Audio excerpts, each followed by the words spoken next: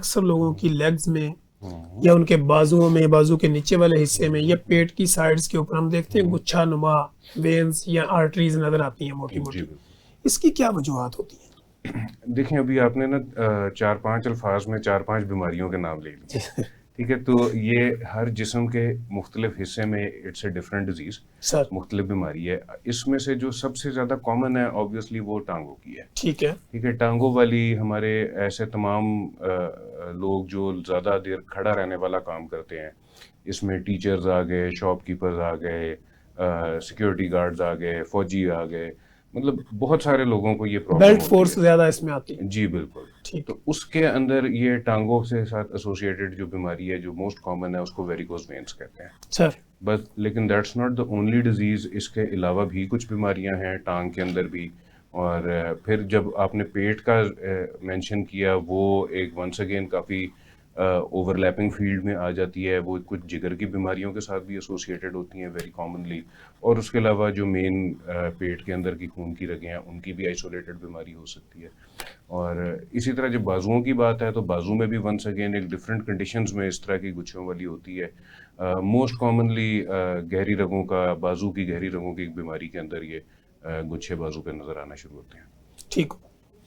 अच्छा सर, अगर टांगों की बात हम कर लें तो कहा ये जाता है कि एक दिल तो इंसान का ऊपर होता है और दूसरा जो है ना वो अंडर आपका नी जॉइंट जो होता है। जी बिल्कुल तो ऐसा क्या है। ये हकीकत है? ये 200% सच्ची बात है। ठीक है। बेसिकली जो आपका छाती के अंदर दिल है वो जोर लगा के खून को दूर भेज रहा है। ठीक है। उसको वापस बुलाने के लिए कोई ऐसा अपरेटस नहीं है चेस्ट में जो उसको जो उसको खींच खींच के सके। वापस ला सके। ठीक है। तो इस वजह से टांगें जो कि हम लोग अपराइट अल्लाह ताला की मखलूक हैं, ग्रेविटी के अगेंस्ट टांगों से ऊपर जाना होता है। ठीक। तो अल्लाह ताला ने ये एक सिस्टम बनाया है, आपके टांग के दोनों साइड पे नी जॉइंट के नीचे जो मसल्स हैं, तो जब भी हम चलते हैं, वॉक करते हैं, वो मसल्स कॉन्ट्रैक्ट होते हैं। तो उस कंट्रैक्शन से ऐसे स्ट्रक्चर्स बने हुए हैं कि वेन से पुश होकर ब्लड हार्ट की तरफ जाता है और खून की वापसी आसान हो जाती है उस तरीके से। तो ये बात बिल्कुल ठीक है। सोलियस मसल एक पाया जाता है टांग के नीचे, जी। तो जिसको आप हार्ट ऑफ द काफ्स भी कह सकते हैं। ठीक हो गया। तो सर फिजिकल एक्टिविटी हम्म। कितना आपको इम्प्रूव करती है वेस्कुलर डिजीज से बचाने में? बहुत ज़्यादा ड्रामेटिकली। ठीक है। मतलब वन थिंग अक्सर औकात मैं अपने पेशेंट्स को एंड ऑफ कंसल्टेशन में कह रहा होता हूँ कि देखें, दवाई तो मैंने लिख देनी है, ऑपरेशन भी रिक्वायर्ड हुआ तो कर ले रहे हैं। अगर आप मेरे से पूछे ना कि आप क्या कर सकते हैं अपनी बीमारी को आसान करने के लिए, तो वो रेगुलर एक्सरसाइज, रेगुलर वॉक। और बहुत सारे मरीजों को प्रॉपर एक्सरसाइज रजीम भी देना पड़ता है, फिजियोथेरेपिस्ट के पास भेजना पड़ता है। तो इसमें जो आपकी दोनों तरह की रगें हैं ना, आर्टरीज और वेन्स, उन दोनों किस्म की बीमारियों के अंदर एक्सरसाइज एक बड़ा पॉजिटिव रोल प्ले करता है। और आर्टरीज की बीमारी में आपकी मेन शरियानें बेशक बंद हो जाती हैं। जो पेशेंट एक्सरसाइज रेगुलरली करते हैं उनके अंदर मेन शरियानें भी बंद हो जाएं या डैमेज हो जाएं तो उनको अक्सर औकात इस चीज़ का कोई प्रॉब्लम महसूस भी नहीं होता।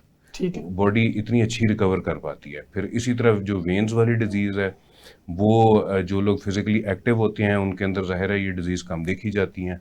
और सेकेंडली, अगर खुदा न खास्ता किसी को बीमारी हो और वो वेन्स की बीमारी की मैं बात कर रहा हूँ और वो उसके साथ एक अच्छी फिजिकल एक्टिविटी मेंटेन कर रहा है, तो देखा ये गया है कि उनको उस बीमारी की वजह से तकलीफ बहुत कम होती है।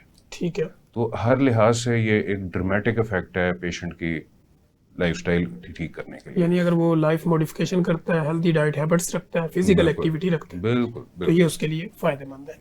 अच्छा सर, जैसे कि हम ये देखते हैं कि scope of vascular endovascular surgery and modern medicine, तो इसकी अगर मॉडर्न मेडिसिन और बाकी चीज़ों को देखें तो वो क्या हो सकती है? देखिए, मॉडर्न मेडिसिन को हम डिफाइन करना पड़ेगा सबसे पहले, सर। लेकिन मैं आपको इसको एक ज़रा थोड़ा सा कंपैरेटिव टर्म्स में मैं बताऊँ ना, कि जो वेस्कुलर सर्जरी 1960 में वेस्टर्न वर्ल्ड में हो रही थी, उसने पाकिस्तान में 2000, 2005, 2010 में अपने पहले पहले कदम लेना शुरू किए। ठीक। तो पाकिस्तान वेस्कुलर एंडोवेस्कुलर सर्जरी के लिहाज से उस वक़्त डेवलप दुनिया से 30-40 साल पीछे था। ठीक है।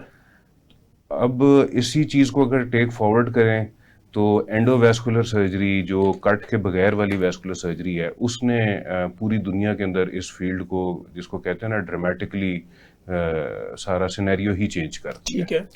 तो अब उस लिहाज से देखा जाए तो यस, हम लोग अभी काफ़ी ज़्यादा प्रोग्रेस कर गए हैं, and I am very confident कि कोई हम वेस्टर्न वर्ल्ड से कुछ साल पीछे ही हैं। वी कांट एक्चुअली क्लेम अभी भी कि 2026 अमेरिका का और या यूरोप का और एक पाकिस्तान जैसा का नहीं है। बराबर है, या 100% हर केस में बराबर नहीं होगा, कहीं ना कुछ चीज़ें, और वो बिल्कुल। चीज़ें भी अब अनफॉर्चुनेटली एक्सपर्टीज रिलेटेड नहीं होती, वो इक्विपमेंट रिलेटेड होती हैं, non availability of specialised equipment की वजह से हो रही होती है।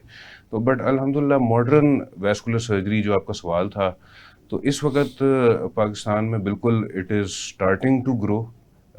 ये अपनी, जिसको कहते हैं ना कि बर्थ के करीब है इस टाइम पे, ठीक है। बट इट इज़ हैपनिंग, और pockets of excellence all over Pakistan आपको इसमें मिल जाएंगे। और आई एम वेरी प्राउड के लाहौर का one of the most foremost modern clinics हम लोग रन कर रहे हैं, मैं और मेरे साथ डॉक्टर हबीब खान, जो कि एक अमेरिकन ट्रेंड वैस्कुलर सर्जन है। तो अब हम, मेरा ख्याल है कि वेस्टर्न वर्ल्ड से थोड़ा सा पीछे कुछ हालात में हम बहुत क्योंकि हम अच्छा अंडर परफॉर्म डेवलप कर रहे कंट्रीज भी हैं ना, फिर उस तरह के कई मसाइल भी हैं, एक्सपर्टी हैं। तो बिल्कुल, मौजूद है बिल्कुल।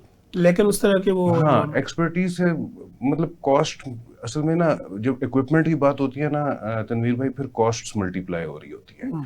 और इन चीज़ों की अगर मैं स्पेशलाइज्ड कॉस्ट की, वो अगर किसी चीज़ की बात करूं कि यार अच्छा वो वाली मशीन रिक्वायर्ड है और उसके साथ हम ये कर लेते, तो उसमें पेशेंट को पर प्रोसीजर शायद कॉस्ट मिलियंस में फ़र्क पड़ जाए उसका। तो विच इज़ अ रेंज जो कि आप समझ सकते हैं कि पाकिस्तान में वो अफोर्ड नहीं कर सकते, हाँ, इट्स नॉट अफोर्डेबिलिटी का भी पॉसिबल। issue। तो इस वजह से ये एक ऐसी फील्ड है जिसको अनफॉर्चुनेटली थोड़ा हमारे बड़े अदारों ने और हमारे गवर्नमेंट सेटअप्स ने भी बहुत ज़्यादा सपोर्ट नहीं किया, और इस किस्म की रेडिकल चेंजेस जो है वो एक गवर्नमेंट बैकिंग टाइप एनवायरनमेंट में ही प्रोवाइड की जा सकती हैं फ्रैंकली। बिल्कुल ऐसे तो ही। इस वक्त next I think modern vascular surgery को और ज़्यादा मॉडर्न होने के लिए हमें अपने गवर्नमेंट की तरफ थोड़ा सा मूव करना पड़ेगा। नहीं तो ये गवर्नमेंट जितने भी सर सेटअप हैं वहाँ पे वेस्कुलरी और एंडोवेस्कुलर सर्जरी के डिपार्टमेंट्स तो मौजूद हैं। नहीं सर, माजरत, इस टाइम पे पंजाब के अंदर स्पेशलाइज्ड वैस्कुलर सर्जरी डिपार्टमेंट किसी भी गवर्नमेंट हॉस्पिटल में किसी में मौजूद नहीं है, एक में और नहीं। किसी अदर प्राइवेट हॉस्पिटल में सीएमएच हाँ जी, वगैरह। प्राइवेट हॉस्पिटल्स में बिल्कुल मौजूद है। सीएमएच में आर्मी वालों का एक नेटवर्क है वैस्कुलर सर्जरी का, और प्राइवेट, और जिस तरह हम लोग भी प्राइवेट सेटअप में काम वहाँ कर पे रहे हैं, सारी चीज़ें मौजूद तो वहाँ पे ये चीज़ें बिल्कुल अवेलेबल हैं।